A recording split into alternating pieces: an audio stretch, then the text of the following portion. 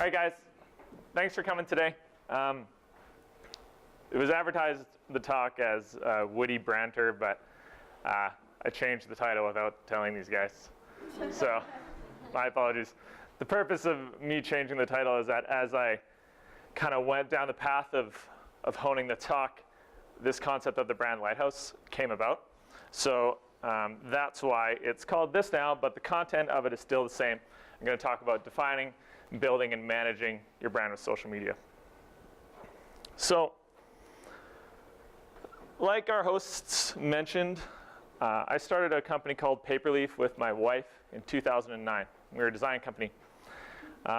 When we started the company, it was just the two of us and our cats, like we mentioned at our house. They did about as much work. All we really knew at that point is that we wanted to be a great design shop. We were pretty green at business, but we knew that's what we kind of wanted to be and how we wanted to be known. So, like anyone else, when you start a business, we were doing like every type of job under the sun, right? It's like, small logo for ex-realtor, that's cool.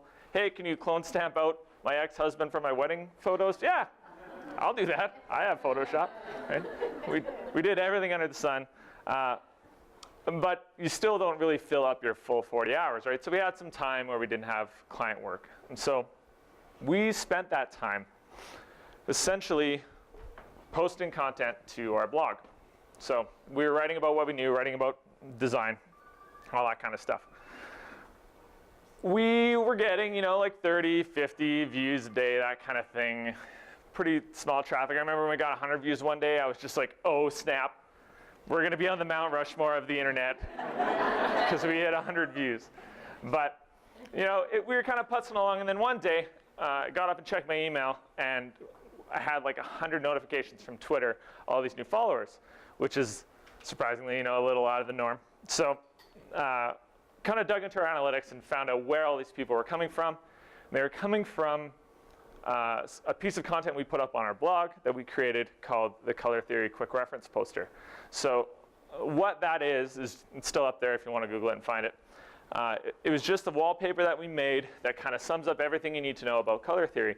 And I made it because I was constantly forgetting the connotations of certain colors and the exact names of color principles and stuff like that. So we made it and posted it and then, shared it a little bit, and then someone with some clout found it and shared it, and then things blew up. And that day, I think, our traffic went from like 50s and 60s to 10,000 on one day, which is nice to say, but the real benefit from that was that we started to get links back to our site, search engine benefits. A whole whack of new people got exposed to our brand that hadn't really seen it before. And that's really what kind of got the train rolling a little bit. We got new projects and things like that from people who wouldn't have otherwise found us. So the reason I tell the story is because that's the power of kind of knowing your brand and then utilizing and building it with social media. So that's what I'm going to talk about a little bit today. So every talk needs to focus around a problem, right? So we work a lot with small businesses and startups. And what we hear often is they know that social media is important, right? But they don't really know what they should be sharing, when they should be sharing it, what should they be creating, or how to get people to really even give a shit about what they're doing. So that's what the whole impetus of this talk is about. And it comes back to that idea of the brand lighthouse. So if you know and define your brand, you can use that as a lighthouse to kind of steer your decision making, right? You can use it when it comes to solving all those problems I just talked about, what to create, what to share, when to share it, how to make people care. It all comes back to the brand and the lighthouse and letting that kind of steer your decisions. So that's what I'm going to talk about today. And I'll share a few tricks and real life examples along the way. So the first place we need to start at is defining the brand. And yeah, I'm talking about the actual word brand and the definition of it. So there's actually a little bit of a dark history around the word brand. I'm not sure if everyone's aware of it, but it's literally originated from an identifying mark that was burnt onto livestock and criminals and slaves. So that's terrifying, and thankfully we've moved far away from that. But that's the kind of the source of the word brand, and in my head, it's probably where the misconception of the word logo as a brand, that kind of thinking comes from, because your logo isn't your brand, it's just a part of it. From there, the word brand sort of shifted, and it kind of became known as a non-generic name for a product or a service. So we can think of examples like Tide or Coca-Cola as opposed to laundry detergent or soda pop. If you're American, apparently, calls it soda. But that's kind of the definition of brand name for a little while. But now we've kind of progressed even a little bit further from there. And there's a ton of currently accepted broad kind of definitions for the word brand. But here's what I think a brand is, and what I would encourage you guys to think about when you're thinking about the word. A brand is what people think of and how they feel when they hear your name. And when I say your name, it could be your personal name, it could be your business name, it could be the product name that your business is pushing out there. But your brand is what people think of and how they feel about it when they hear that name. So let's talk about some examples that everyone knows. Apple, right? Yeah, woohoo, the room of designers. Cheers. So Apple always gets brought up in these conversations about branding, and kind of probably beating a dead horse a little bit at this point. But that's because Apple does a really, really, really good job at it, and they have one of the strongest brands in the world. So when you think of Apple, what do people think of, and how do they feel about it?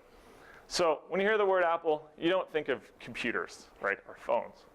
Personally, I think of well-crafted, easy-to-use, beautifully designed devices. They're highly detailed. That's what I think of. And how they feel about it, well, I feel like I can trust the kind of devices that I'm going out to buy. It's not a crapshoot when I go buy the next iPhone. I know it's going to be pretty good. Call me a fanboy.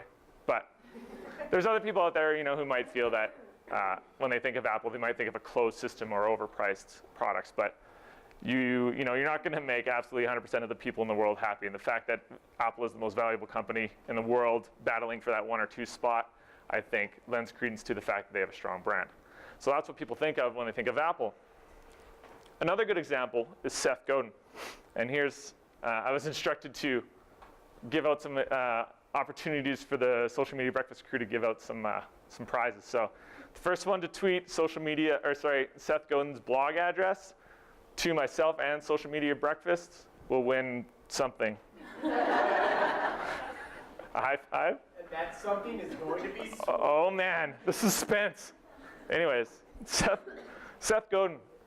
So, people in here familiar with Seth Godin? Yeah, kind of. Okay.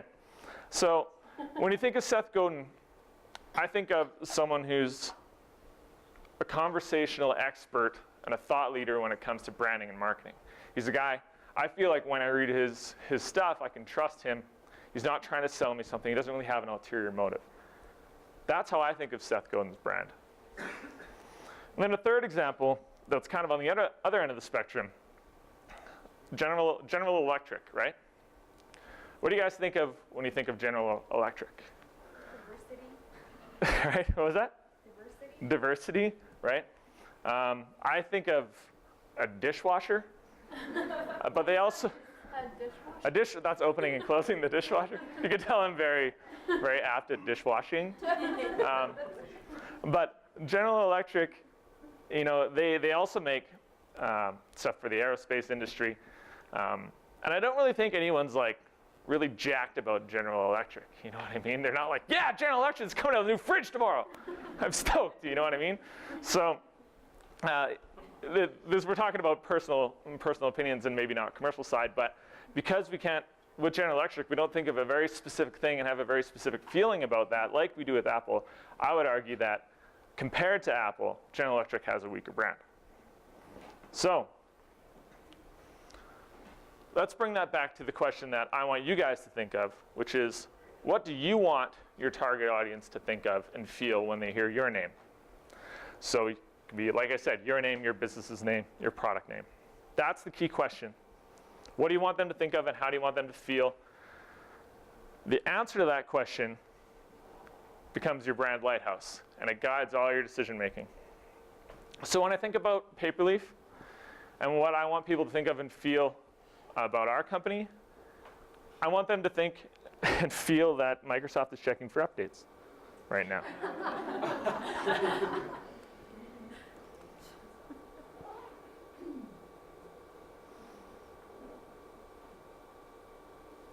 All right.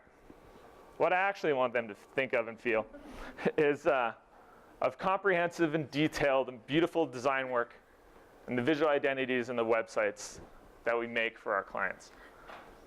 Probably a little bit long-winded. But that's what I want them to think of. I don't want people to think of Paperleaf as just your generic website company, because there's a ton of website companies out there. I want to differentiate on the detail and the strategy and the quality of our work. And I also want people to think of how approachable our company is. And I want there to be an air of personality and fun around it. Because with the type of work we do, these projects take months and months and months, so you might as well have fun doing it, right?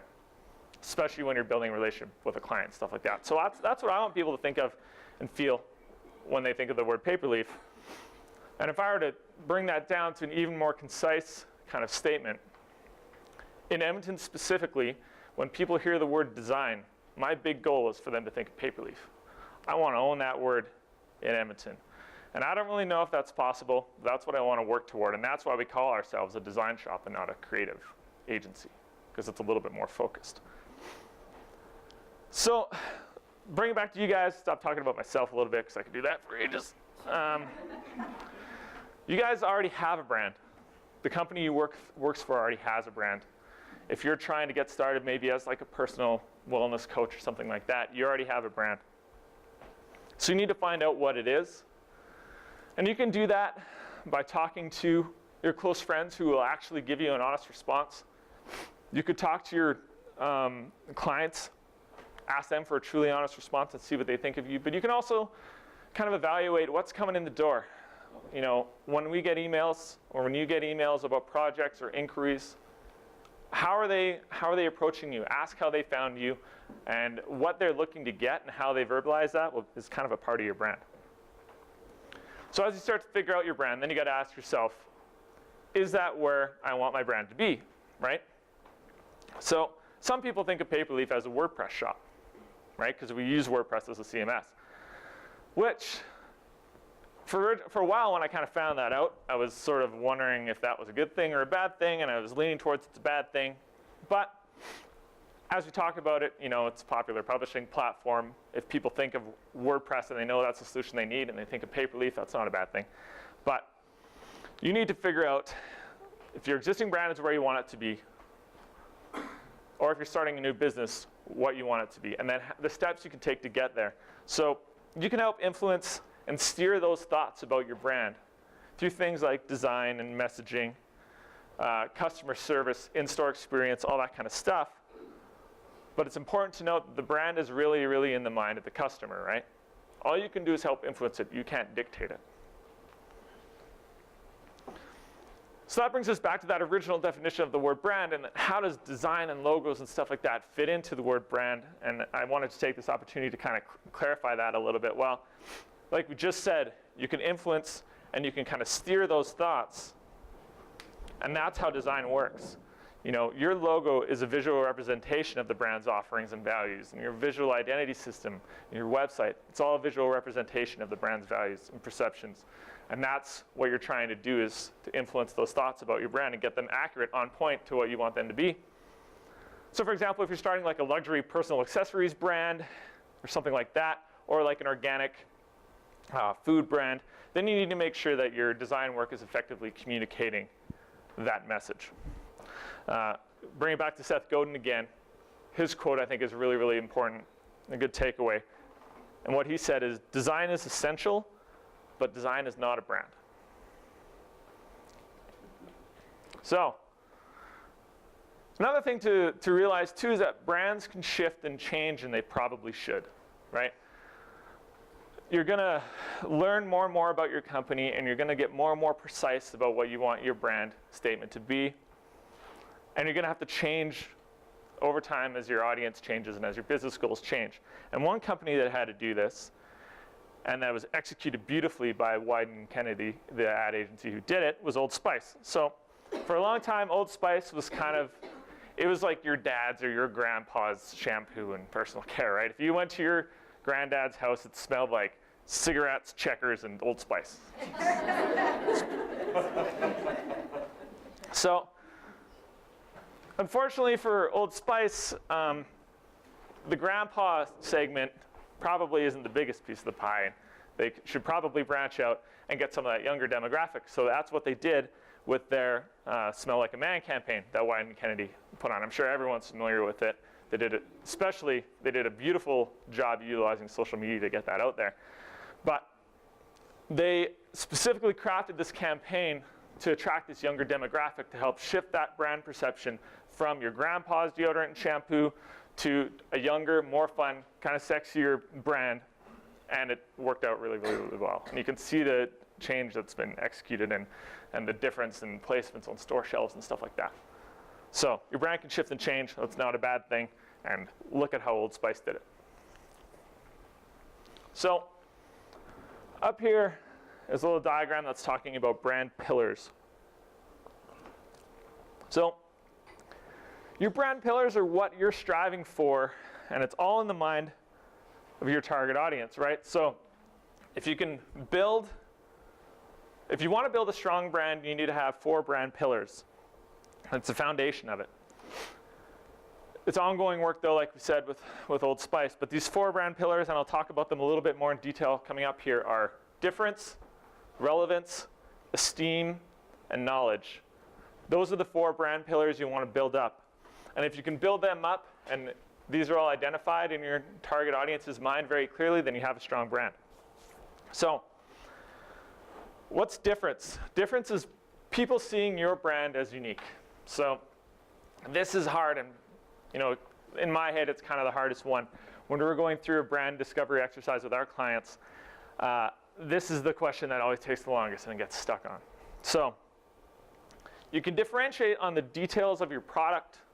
You can differentiate on your service, your interactions, your visual identity, stuff like that. It can be very nuanced things. Not everyone has to reinvent the wheel like Dropbox reinvented cloud storage and syncing, right? That's an obvious differentiator. But if you're in a field and you're offering the same general service as a lot of other people, then you can start to differentiate on tone and personality and things like that. Second one is relevance. What that means is essentially your brand is relevant to the person who you're trying to target. So you're solving their problem, or you're offering what they expect or need. Third one is esteem. Your brand has a level of respect. Your brand is viewed as an expert in the field. And the fourth one is knowledge. What that means is your target audience understands what your brand offers and what it stands for. So you want to be that little star right in the center. If you're hitting all these 4, you're doing well. So the reason I bring up these brand pillars is that we can use social media to build them. And I'm going to explain how to do that. So we've defined the word brand. We've talked about it, shady history. We've given the question that you guys need to answer. What do you want people to think of and feel when they hear your name? And how that answer to that question becomes the lighthouse for your social media activities. So now let's take that into building your brand and managing it and bring social media into the mix. So one thing just want to make sure we're clear on is that when we talk about social media, we're not talking about just Twitter and Facebook and Pinterest. We're talking about communities. We're talking about blogging and creating content, all these other things. It's not just Twitter and Facebook, right? So when it comes to social media, in my head, there's 3 key things you can do. You can create, you can curate, and you can converse. See what I did there, 3 C's?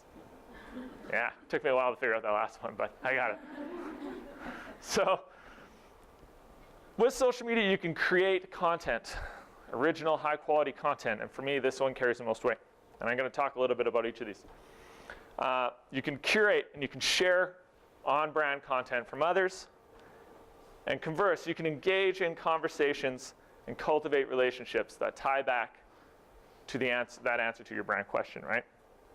So when you're doing these three things on social media, you got to bring it back to what you want people to think of and feel when they hear your name, and let that steer the decisions you make when it comes to creating, curating, and conversing. So let's talk a little bit about creating.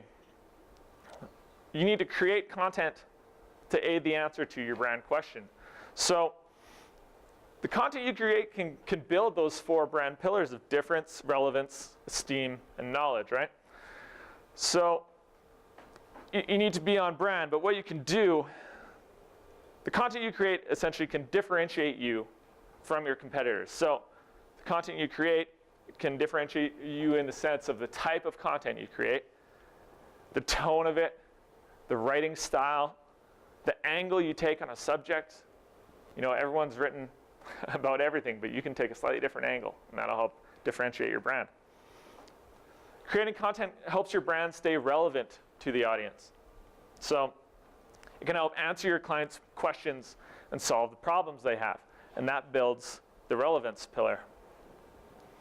Great content also raises the esteem level of your brand. So by sharing knowledge and original thoughts, you can establish yourself or your brand as an expert in the field, and doing so builds the esteem pillar. And that last pillar, knowledge, remember, that's not displaying your knowledge. That's your audience understanding what your brand stands for. So by creating high quality content related to your field, it'll inform the viewers of what you specialize in specifically, but also the tone of that content. It'll inform viewers of the personality behind the brand, the people behind it, and it'll help build that relationship. And that builds the knowledge about your brand. So let's look at a great local example. There's a company called Blitz Conditioning. I know Kiefer, our web developer, goes there. I know Chris Kickpoint works with Blitz, I think. Hodges does. What's that? Hodges does. Hodges does? Okay. So they just put up a post called Getting Back in the Game on their site. And essentially, the gist of that post was one of their trainers, Brittany, was talking about falling off of her workout plan. And it was very, very honest. It related to the audience. It was motivating, and it was a little bit fun, too, sharing you know, some of the music that she listened to get her back motivated to working out. And that post is a great example of creating content to build your brand pillars. So that post, it differentiates Blitz from their competitors who only talk about fitness, right? It puts a real person with struggles to the brand. And I think that's engaging, and that builds that difference. It's relevant to the audience. Like, everyone who's worked out has struggled with motivation, right? So that all of a sudden Blitz becomes more relevant. You can relate to them more. They struggle too. How do you get through it? That's what the post talks about. It's motivating. It's kind of solving their problems. It's building the relevance pillar. It builds esteem and respect by addressing the challenges with time, motivation, and the challenges with fitness as a whole. And finally, it builds a knowledge as to what Blitz's brand stands for, not just fitness, but the people behind the fitness. I think that's an important differentiation to make. So that's a great example of how you can create content with social media to build your brand pillars. One big thing that always gets missed when we're talking about creating content is this little sub-step of distribution, right? It's the biggest thing that people miss. Sometimes we miss it when we're too busy, and our clients miss it a lot. But you know, that whole idea, if you build it, they'll come, is total bullshit. You know, it doesn't work. It works if you already have a big audience that is hitting your site every day, but a lot of us don't have that. So you need to get into the distribution side of the content. So I want to talk about 3 specific ways to distribute the content, and I'll talk about some examples from my personal site and how that's worked for me. Those 3 big things are influencers, sharing content with communities, and submitting to bigger sites. So, like I said, I'll talk about each of those. So one cool tool that I use is called BuzzSumo, buzzsumo.com.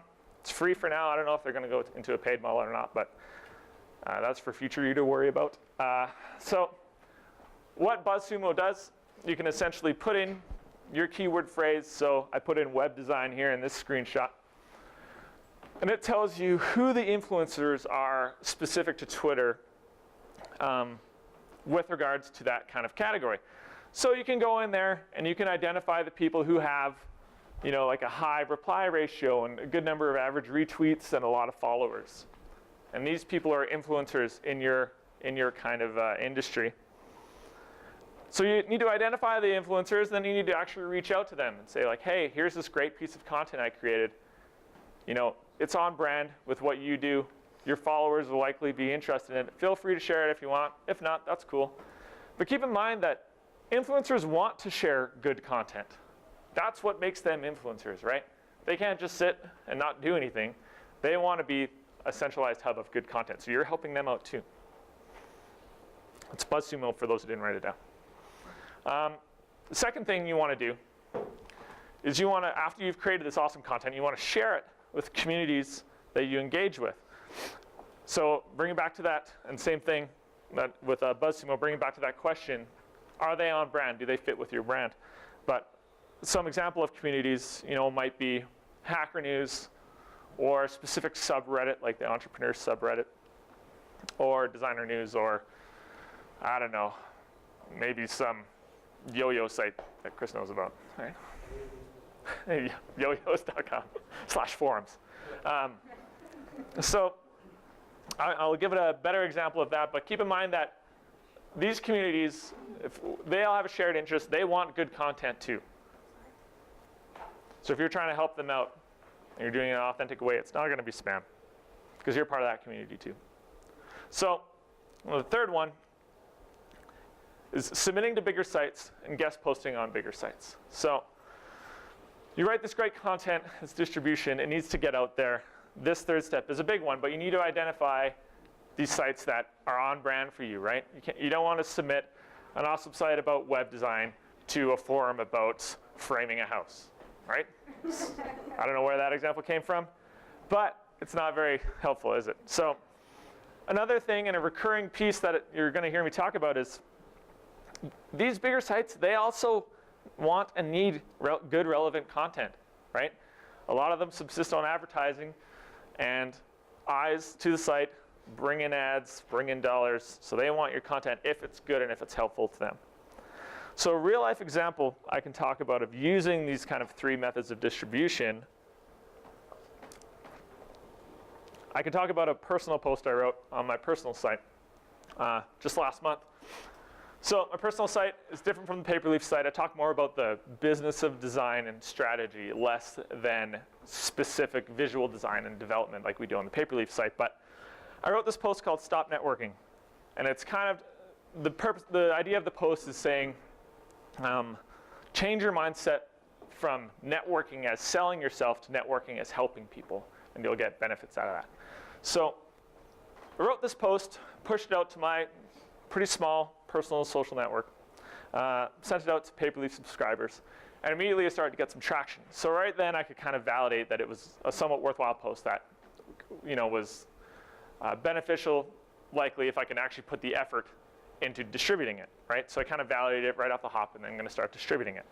So I used BuzzSumo. I found some influencers who were networkers and entrepreneurs. I think I identified about 15 of them, and I scheduled a bunch of tweets and sent out to them and said, hey, so-and-so wrote a post on networking. Thought it might be helpful to your followers. Share it if you want. If not, that's cool. So probably got about 3-4 shares. It was a pretty lazy outreach effort on my part.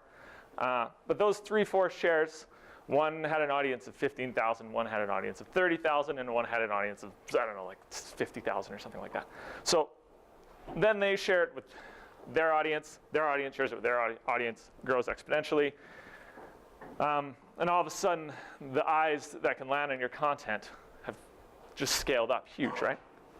So I did that. Next step, I approached Lifehacker and dropped Lifehacker a note and said, hey, I wrote this post. It's kind of a mind hack on networking, so maybe it'll be helpful. Didn't really expect much from it, but share it if you want. And they said, actually, we don't want to share it. We want to republish it. And I said, OK, cool. So they republished it. They tweeted it out to their 1 million followers, which was pretty cool. Although then you get all the comments on blogs. And don't get me started on comments. They're like the dumpster fire of the internet. But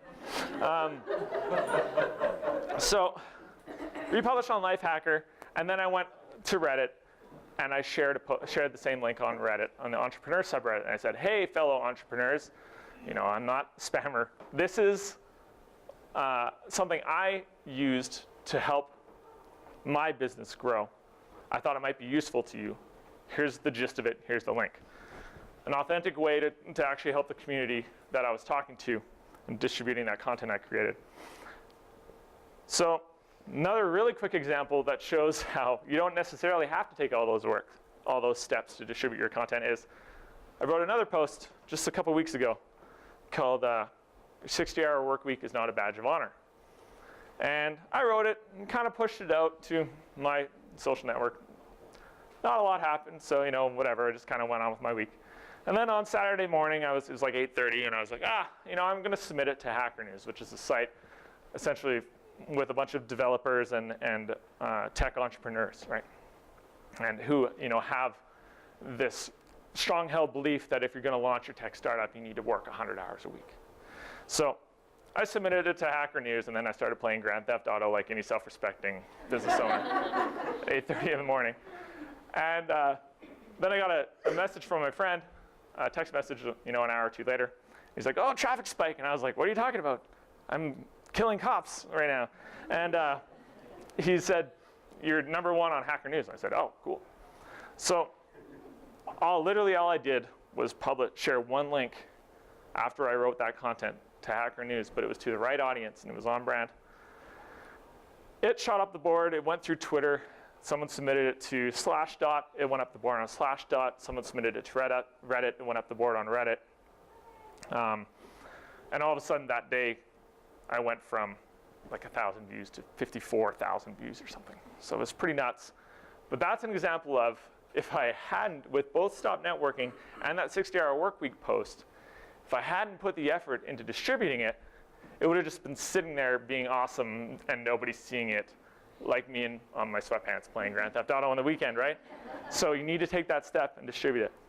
And because of that, I'm not telling you guys these numbers and talking about these kind of personal experiences so I can pump my own tires. This is stuff that you guys should be doing if you want to grow your business and grow your brand. Because from that, we had links back to Paperleaf in those articles. We got job inquiries from all over the world.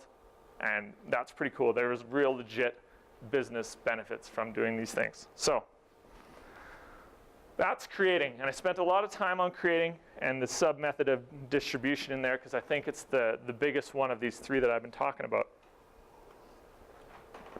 I want to talk about curating quickly. So curating essentially means sharing other content that is out there on the web that kind of aids the answer to your brand question, right? What do you want people to think of, and how do you want them to feel when they hear your name? So you need to go out there and you need to find this information that helps build that brand. Newsletters, following the right people on Twitter that are related to your industry, using tools like StumbleUpon to find good content, scheduling it, sharing it. But always asking yourself that question of, is it on brand, right? Is it going to build my brand pillars? So the word curate has kind of been beaten down on the internet. It's kind of hoity-toity or whatever. But if you actually think of yourself as a curator in an art show, it's a pretty apt example, because you can't fit everything in one room if you're curating an art show, right? So you need to be very selective about the kind of stuff that you're fitting in that room. And that's what you need to be doing on social media. Don't be the fire hose that's just dumping stuff out every 30 seconds. Just choose the stuff that's really on brand and really actually helpful and share. That's going to help build your brand differentiation, your brand relevance, esteem, and knowledge, right? Third point, main thing you can do on social media is you can converse. You can engage in on-brand conversations that build those brand pillars. So I'm talking about Twitter conversations, Facebook conversations, but also blog comments. I know I made fun of them earlier, but sometimes they're okay. Yeah, exactly. But also online communities like Hacker News and Reddit, like I talked about, Designer News, or whatever is related to your industry. I'm just throwing out the ones that I know of. Key points to make are the comments you're making on brand? Are they helping build your brand pillars? Don't just talk about yourself either. That's a really big one. The kind of the parallel I like to draw is if like you've ever been to a party and you meet someone new and you go shake their hand, you're like, "Hi, Adam, I'm Jeff. Let me tell you about myself for 3 hours," right? Nobody likes that. Adam's never going to call me again. We're never going to go shoot pool or whatever, right? Yeah, exactly. But so engage in conversations about other people's things. Care about other people. Don't just talk about yourself. So if you're an authentically engaged member of that community too, they're going to be more open to the content that you're creating in those previous steps and sharing it, which means more reach, more people exposed to your brand and stuff like that. So right now, I guess from this point, we've defined our brand, or at least we've worked towards it, right? And you guys have that question in your mind. What do you want people to think of and feel when they hear your name? We know we need to use social media to create high quality on-brand content, and then we need to distribute it. We know we need to use social media to curate high quality on-brand content from others. And we know we need to converse. We need to take part in on-brand conversations on social media and not just talk about ourselves. And doing so is going to build those brand pillars of difference, relevance, esteem, and knowledge. But man, like that's a lot of work, right? That's a lot of work and a lot of time. And I have some Grand Theft Auto to play, so how are we going to know what works, right? You can't spend time, you can't waste time on stuff that doesn't work. So that's where we get into managing. And so this is less about managing your brand, as in like the perceptions of it, and like are people saying I'm a jerk, and more about managing those three things I talked about, creating, curating, and conversing, to make sure you know what's working and you can double down on the stuff that works, and you can ruthlessly cut the stuff that doesn't work. So a good example of that is we used to run a post every Friday called Found Fridays on the Paperleaf site, and it was the 5 best design finds of the week. And it was cool. I was like, oh yeah, I'd totally read this. You know, there's so much stuff out there. I'm curating this content. I'm sharing it on my site, and no one gave a shit, right? I ran it for like 20 weeks, and finally I was like, I think I gotta let this go because we get like 15 views a day, and no one shares it. So the problem being there is that the quality of the post was all right, but the title didn't let anybody know what it was. I'm sharing it on Twitter, Found Fridays. What does that mean? I'm not going to click it because there's this fire hose of information. Repurpose that into a newsletter, which works in a much better format. Anyways, that's an example of cutting stuff that doesn't work. So you can spend more time on the stuff that does. So when we're talking about creating, how do we measure the value of the on-brand content that we create?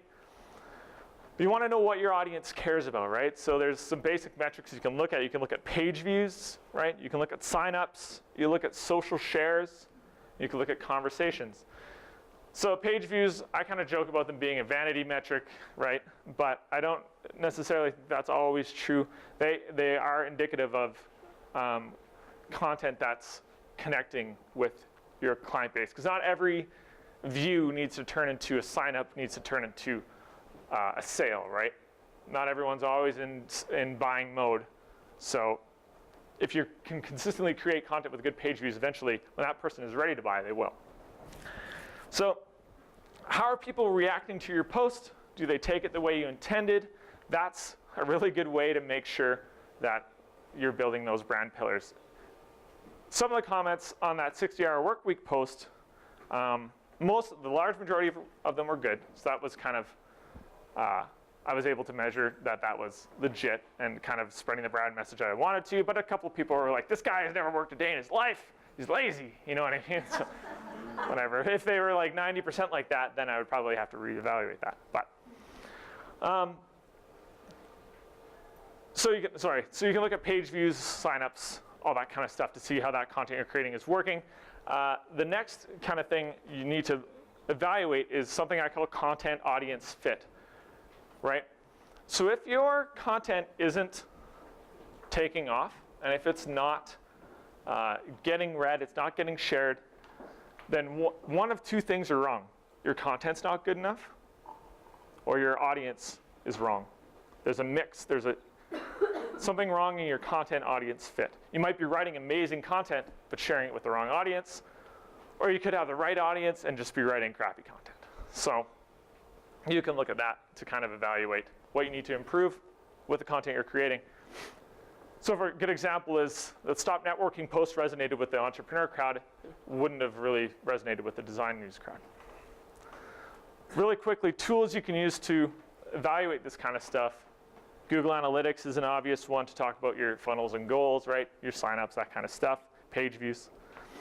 I use an app called Buffer, which is bufferapp.com. If you're not familiar with it, there's a free plan, there's a business plan. It's a great way to measure the clicks of the links that you're sharing on social media, the retweets, the comments on Facebook. You can schedule all that kind of stuff. It's pretty handy.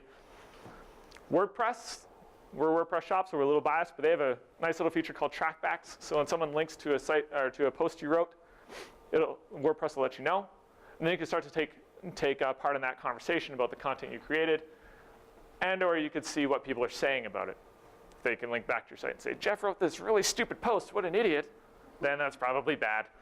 But if they wrote, oh, Jeff wrote this great post about X, then I can kind of see that the message I was hoping to get out there is working.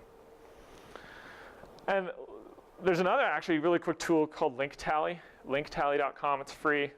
There's two fields. One is an email field. Don't put your email in there. It's not required. You're just going to get a bunch of crap from HubSpot.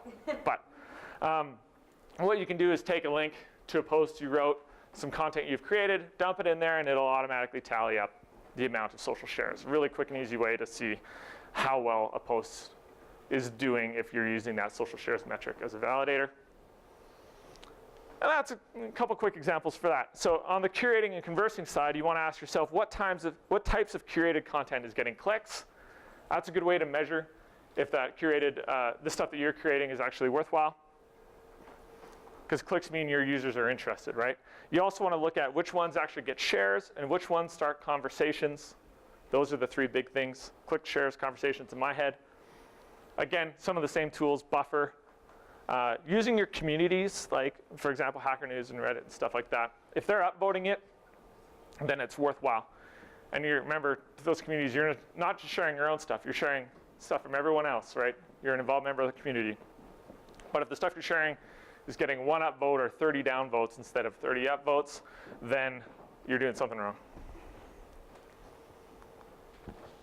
So let's bring it all together, right? I just dumped a whole lot of information on you guys, so I want to sum it up a little bit for you. So let's talk about the what. And the what is the brand question. What do you want people to think of and feel when they hear your name? Let the answer to that question be your brand lighthouse. Let it guide all the decisions that you make when it comes to creating, curating, and conversing on social media. So should I write this post or that post? Should I share this photo or that photo? Should I take part in this conversation or that conversation? If you're not sure, think of the answer to your brand question. The how. So first one to raise their hand and tell me the 3 things you can do on social media to get something from Social Media Breakfast. Create. Yeah. Converse. Yeah, that's right. Yeah, you got it. Okay, did you guys get that? She gets something from you guys. Absolutely. I have no idea who you are. That's cool. I do know. You gotta do. All right, now I've fulfilled my obligations of sharing. You want to create on-brand content that aids the answer to your brand question, and don't forget to distribute it. You need to curate and share that on-brand content that aids that answer to the brand question, and you need to converse. You need to engage in on-brand online conversations that aid that message, the answer to that question. Then you need to manage your brand efforts. You need to listen to what people are saying. You need to look at your data, and you need to double down on the stuff that works. You need to be ruthless and be really honest with yourself about the stuff that's not working. And don't waste your time on it, because there's not enough time in the day. So why does this matter, right? That's the kind of reason everyone's here. talk about all these things, but why does this really matter? So remember at the start, Paperleaf being a small two-person shop, 4 if you count CAD assistants. We made $40,000 our first year. So not a lot of cash, kind of hard to subsist on that. We were still balling, but not a lot. So, but now we're a 5-person shop and we're growing. Our revenues are growing. We get bigger and better projects. And not all of that can be attributed to brand and social media, right? Because that's just part of the whole business pie. But a lot of it really can be. There's some real valuable things that have come from the efforts we've taken and the stuff that I've talked about today. We've gotten projects directly from the posts that we've written. We got a random job from a company in California who found a post that we wrote about an infographic on our design process. On the conversation side of social media, we got to work with SurveyMonkey because of a conversation we had on social media. We've had a whole bunch of jobs referred to us from people we don't even know. It's like, I was like, oh, how'd you find us? They said, this is a random person told us. And I was like, I don't know who that is. So that's cool. So the reason I'm telling you this is not to brag. It's to give you guys a real life example of how this has worked for us and how I think it can work for you guys if you put the effort in. Other parts of the why, you can build your brand awareness, right? We talk about pull marketing too. So when you do this properly, there's technical benefits too. It's not just the sometimes hard to measure brand benefits, but it leads to a presence and content that Google cares about, right? You're getting links back to the posts you're creating. People are going to know who need your services, who don't know you exist. They're going to find you more easily by keyword searches, that kind of stuff.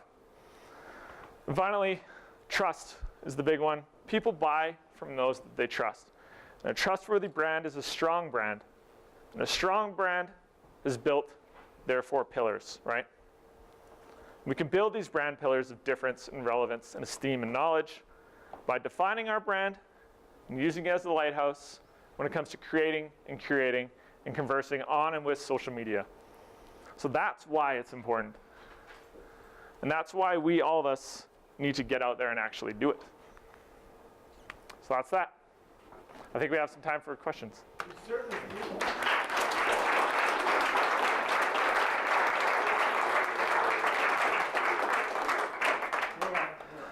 He's got to duck limbo under that.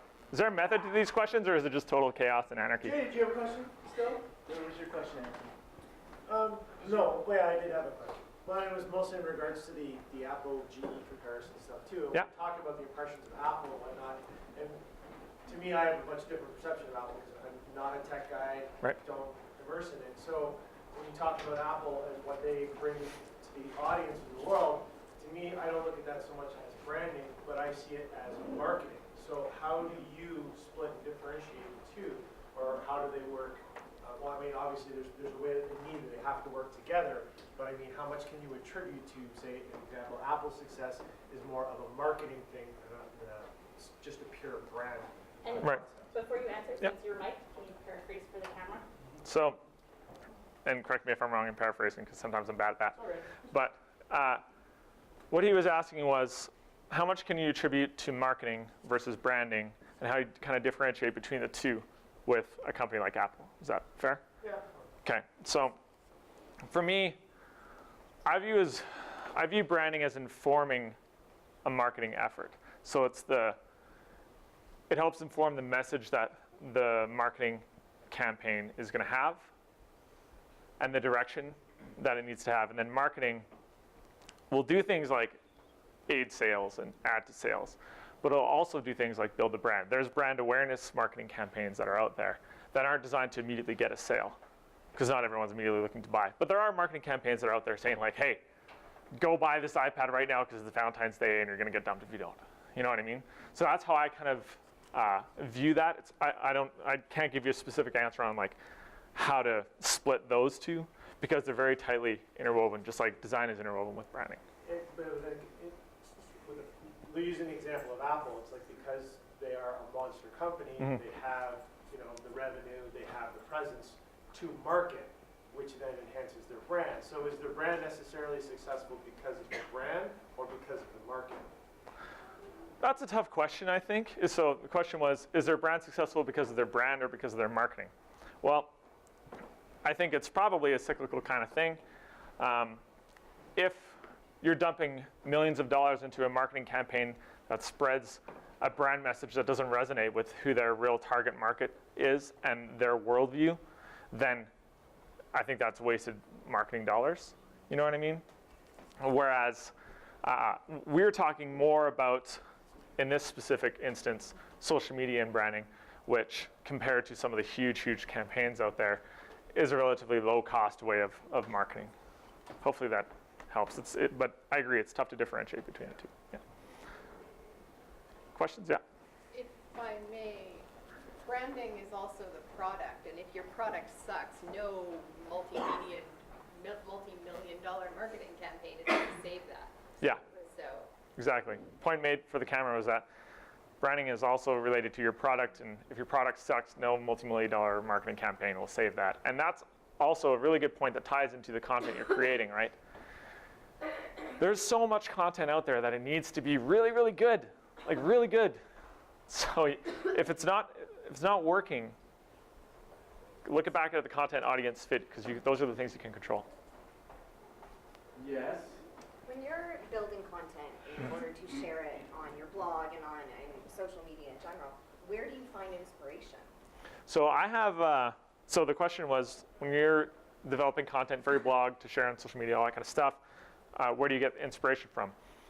I have, I use this app called Wunderlist, and I have a bunch of different lists.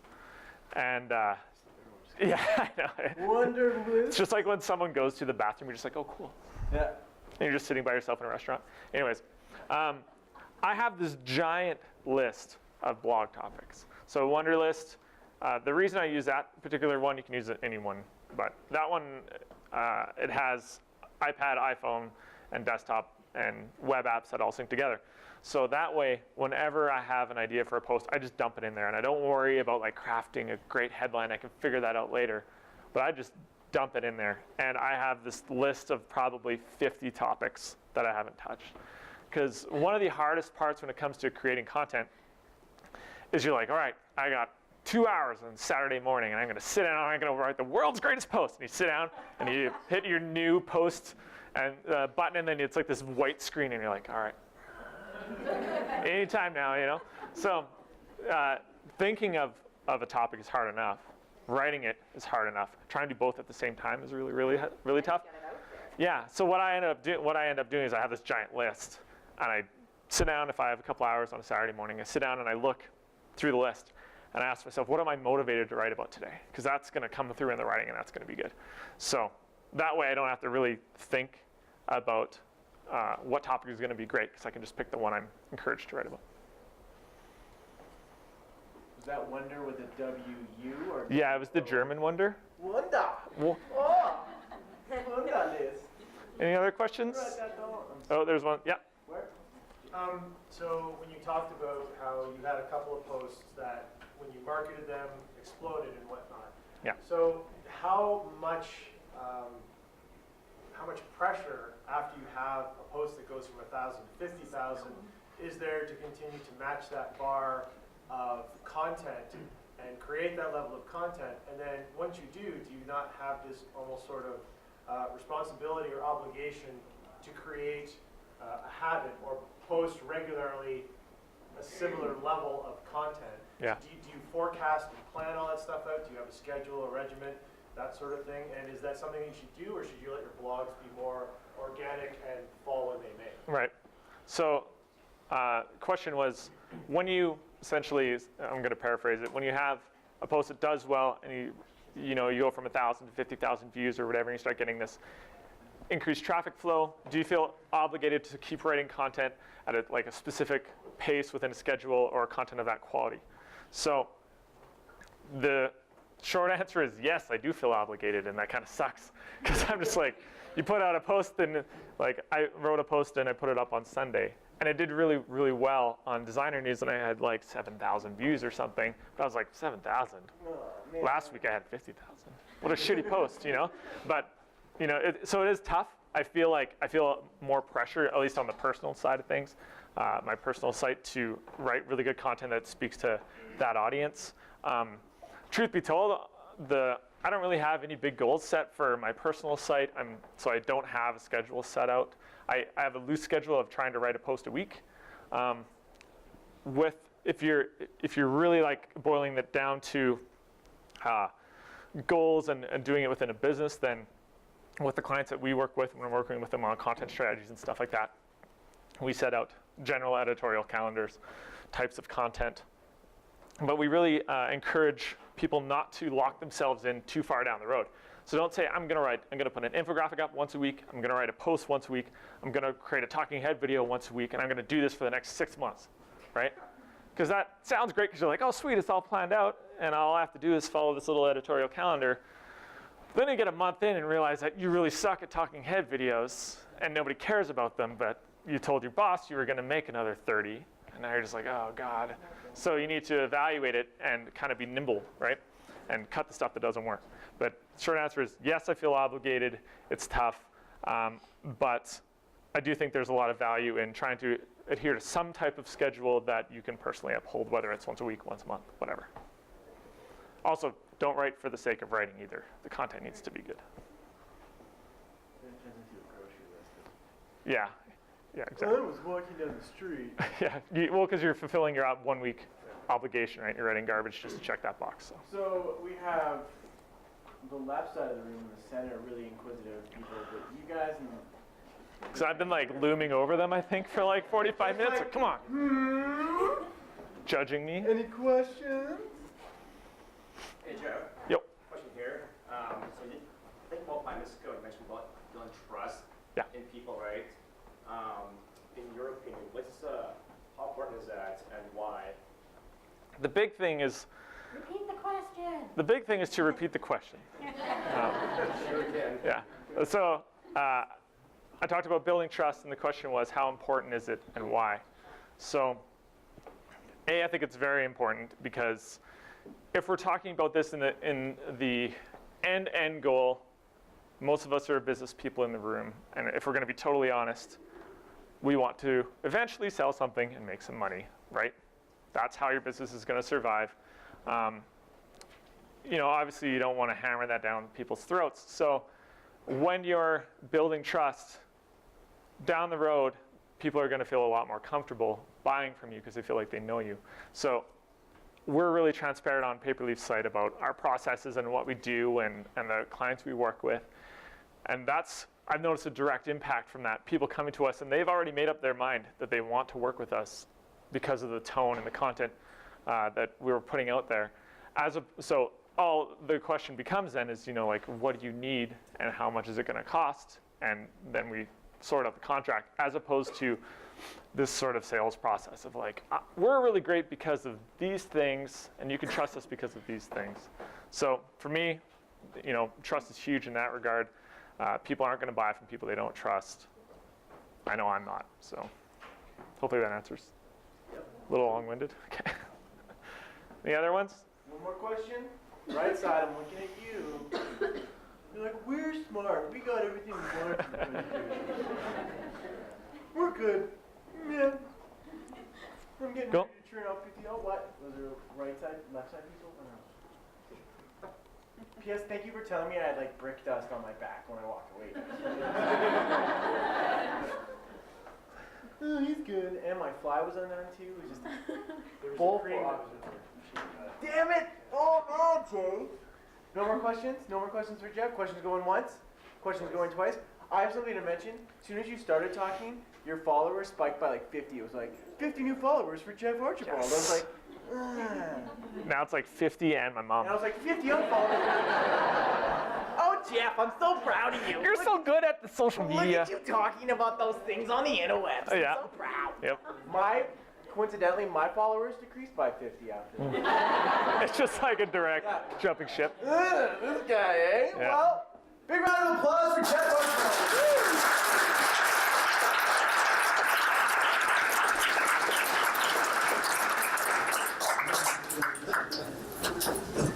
So did anyone win anything with the World Brew Cups? Yeah.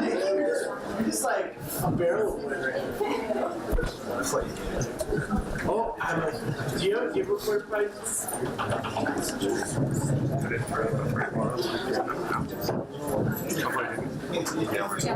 So now, I feel like I should do the Jeff Mom's voice first in the presentation. Like, no, that's not. So now we're gonna do some prizes. My Jackie was so good at telling the stories.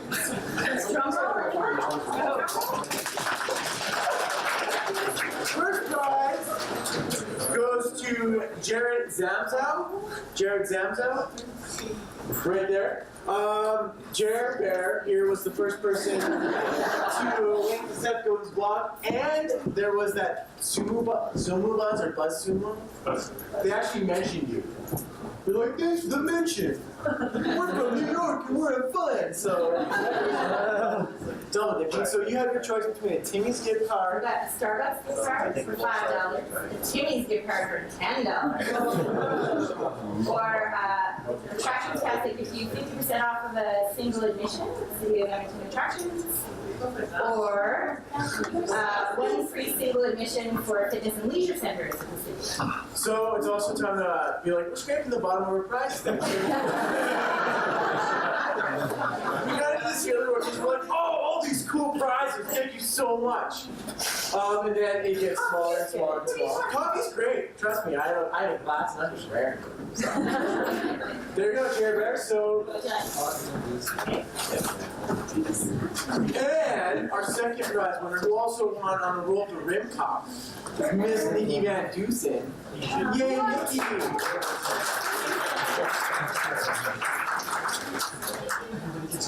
So once again, prizes. There is a proprietor of a fine comic book shop that I may be talking to after, and I may be just like throwing a bunch of money his way to grab a bunch of dollar books and all that stuff. He's not putting any pressure on Ralph to pony up my crap. You have to not pony up your good crap, Jay. Pony up that crap. You're like, oh, I have this action figure. It's going to be cool for somebody, right? And the prizes go to Hedgehog for being the bestest host in the world. No one applauded for that. So, our next social media breakfast is Friday, March 28th, 24. What? It's Nikki's birthday! Sorry, I said that out loud. Internal monologue. It's my daughter Nikki's birthday. I'm so proud of her. I'm sorry, mom voice again. Sorry. Here in Startup Edmonton, I really like this space. What do you guys think of this space? Do you like it? Do you like the smaller? What I really like about it is in previous social media breakfasts, we'd have this crowd, but it'd be like spread all apart. It's not as intimate. Some people are like, yeah, I don't really like touching my neighbor. I don't really like being forced to interact with people. This is really annoying. Me, I'm so shy. But I like this. I like the airflow. It's great. So once again, let's hear for Startup Edmonton.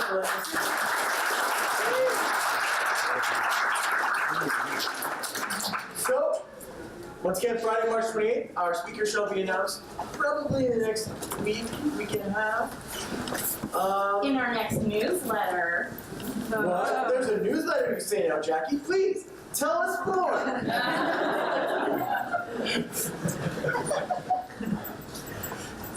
That was just complete throw. So, you know that thing called Storify?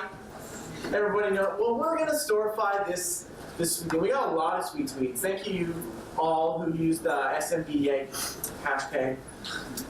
Jimmy Fallon, no. That will be before the first Monday, so coming up this weekend, we'll be diligently working on it. I'll be taking those leftover cookies and copying them, and I'll do this. I'll actually use that voice too. My girlfriend's just gonna love me. She's like, what are you doing? I'm like, I'm storifying the social media breakfast. She's like, I think we should see other people.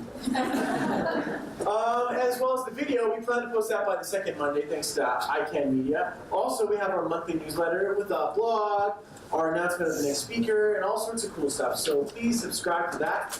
And there's opportunities for you fine people to get involved. Creating that content. I don't think you want to see a blog about how me and Jeff are just playing Grand Theft Auto together and how he like shot me in the head and was like, I just stole $50,000. You should go to the bank more often. I'm like, lesson learned. And I'm like, I just got 10 views. And Jeff's gonna be like, oh, it's not 10,000. I'm kind of a big deal. And I'm like, But yeah, if you want to guest blog, share your experiences about social media breakfast, share your experiences with social media. We all have some great stories to tell. We just want to help provide a venue for you to tell it. If you don't want to, like, you know, pony up for your own web domain and all that stuff, or use our web domain because we have a fancy rooster on it and all sorts of stuff like that. As well as we're looking for participants to participate in our focus group. We're going to have a focus group because we want to continue to shape this, continue to evolve this event. It's our 3rd year. It's been so exciting to see this grow from like 20 people to the fine group it is now, to getting constant new faces every single time. So we just want to make this better for you guys because we want to make it worthwhile. There was a lot of tweets, thank you, for people being like, this is so worth walking in -30 weather at 8:30 in the morning. So thank you for that. That makes it worth it for us. And if you can't get enough of social media breakfast, we have social media breakfast happening all across the great province of Alberta. Social Media Breakfast Calgary happens the 3rd Friday of every month, but for some reason it's happening this Friday. I mean, I don't know, it's a weird February thing. But if you want to read their sweet tweets, hashtag SMBYYC or SMBYEG, if we want to do the yay thing, at SMB. Those are all the fine people that help put it on. Their committee is a little bit bigger than ours, so if you want to maybe help us increase that, so we have 8 committee members too. Then let us know if you're interested in joining the committee. And then there's the committee of 1, SMBRE, Social Media Breakfast Webs, Red here, happens the 3rd Friday of every month too. So now what we're going to do is introductions. So this is the point where we turn the camera off and say goodbye to the people on internet lands, because you can't really introduce yourselves because you're probably at home watching this in your pajamas, or no pajamas at all. We don't judge. We don't know. But bye, people on internet land.